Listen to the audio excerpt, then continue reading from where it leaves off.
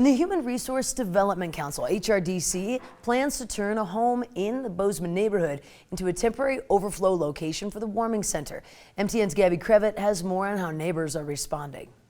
Some people in the Figgins neighborhood in South Bozeman say the possibility of a temporary warming center in the neighborhood is a bad idea. We care deeply about those in need. This is just about the location. It's just simply a bad location. The HRDC says they're at capacity at their seasonal emergency shelter on Industrial Drive and plan on opening an overflow location that can house up to 36 people. Being able to shelter the women and family that are seeking shelter in this community, I mean, they are our neighbors. They're not people that are just coming in. They're our neighbors that are in this housing crisis. One big concern is the proximity to the elementary school and middle school, and just the concern of a what if scenario. Neighbors say they're concerned about people with a history of violence and drug use traveling through the neighborhood, especially a neighborhood with lots of families and children. The HRDC says concerns are legitimate, but unlikely. The HRDC met with neighbors in close proximity of the future site earlier this month, but some neighbors reported there was not a strong line of communication between the HRDC and the neighborhood at large. The HRDC has already purchased the home that would serve as the warming center's temporary overflow location.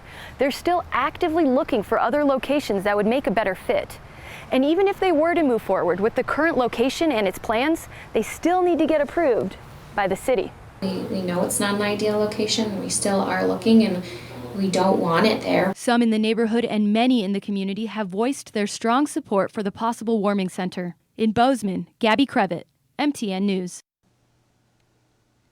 Now, the HRDC does plan on opening a new permanent location off of Griffin Drive in the future.